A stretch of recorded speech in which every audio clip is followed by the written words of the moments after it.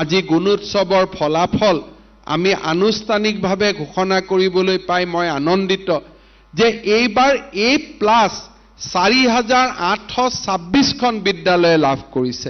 আমি যেতিয়া প্ৰথম বছৰ গুণোৎসৱ আৰম্ভ কৰিছিলোঁ 600খন বিদ্যালয়ে A+ পাইছিল।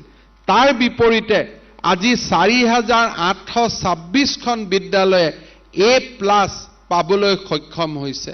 ৰাজ্যৰ শিক্ষাৰ বিকাশে হাতীৰ খোজত আগবাঢ়িছে কিন্তু দৃঢ়তাৰে আগবাঢ়িছে, লাহে লাহে আগবাঢ়িছে কিন্তু শক্তিশালী খোজেৰে আগবাঢ়িছে, ডিটাৰমিনেশ্যনেৰে আগবাঢ়িছে।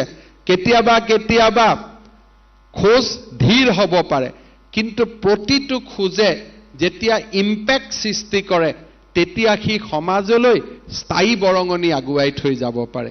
মই ৰাজ্য চৰকাৰক বিশেষকৈ আমাৰ শিক্ষক শিক্ষাগুৰুসকলক পুনৰ এবাৰ ধন্যবাদ জনাইছোঁ। মই অত্যন্তৰে আনন্দৰে এই কথাও ঘোষণা কৰিব খুজিছোঁ যে এইবাৰ প্ৰায় 591খন বিদ্যালয়ত A+ লৈ শিৱসাগৰ জিলা ৰাজ্যখনৰ গুণোৎসৱত আটাইতকৈ বেছি উজ্বলি উঠিছে। শিৱসাগৰৰ পিছতে 123 আৰু 254খন বিদ্যালয়ত A+ লৈ মাজুলী আৰু নলবাৰী জিলাও একেধৰণে উদ্ভাসিত হৈছে।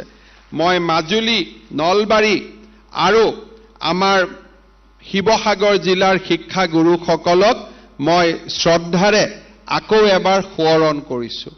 আমাৰ শিক্ষা ব্যৱস্থাৰ প্ৰত্যাহ্বানো এই গুণোৎসৱে দেখুৱাই দিছে।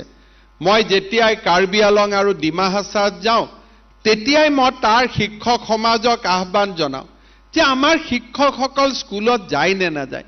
মোৰ এতিয়াও মনত বেদনা যে আমাৰ বহু শিক্ষক শিক্ষয়িত্ৰীয়ে পাহাৰ দেখাই নাই, পাহাৰৰ স্কুলত শিক্ষকতা কৰে, ভৈয়ামত থাকি শিক্ষকৰ দৰমহা লয়। এই পৰিৱেশৰ পৰিৱৰ্তন হ'ব লাগিব। গুণোৎসৱে আমাৰ পাহাৰীয়া জিলাৰ শিক্ষা ব্যৱস্থাৰ এতিয়াও যি এক দুৰ্বল কাঠামো তাক আকৌ এবাৰ সোঁৱৰাই দিছে। ডিমা হাছাও জিলাত মাত্ৰ এখন বিদ্যালয় A+ পাবলৈ সক্ষম হৈছে। ৱেষ্ট কাৰ্বি আলঙত মাত্ৰ 2খন বিদ্যালয় A+ পাবলৈ সক্ষম হৈছে। কাৰ্বি আলং জিলাত মাত্ৰ 7খন বিদ্যালয়ে A+ পাবলৈ সক্ষম হৈছে। মই পুনৰ এবাৰ ডিমা হাছাও, পশ্চিম কাৰ্বি আলং আৰু কাৰ্বি আলং জিলাত শিক্ষা ব্যৱস্থাক আৰু অধিক টনকিয়াল কৰিবৰ বাবে তাৰ ডিষ্ট্ৰিক্ট কাউন্সিল, অট'নমাছ কাউন্সিল, বিদ্যুৎ সমাজ, শিক্ষক সমাজ সকলোৰে প্ৰতি মই আহ্বান জনাম। আমাৰ দুই এজনে বেয়া পাব কিন্তু তথাপিতো মই অত্যন্ত আনন্দৰে সৈতে ঘোষণা কৰিম যে অসমত গুণোৎসৱ প্ৰতি বছৰে হ'ব, কাৰণ আমি সমুদ্ৰ মন্থন প্ৰতি বছৰে কৰিম। কেতিয়াবা অমৃত ওলাব, কেতিয়াবা বিষ ওলাব, কিন্তু সমুদ্ৰ মন্থনৰ পৰা দেৱতাসকলো আঁতৰি অহা নাছিল, অসুৰ সকলো আঁতৰি অহা নাছিল। গতিকে আমি সমুদ্ৰ মন্থন কৰা আমাৰ দায়িত্ব আৰু আমি সমুদ্ৰ মন্থন কৰি গৈ থাকিম।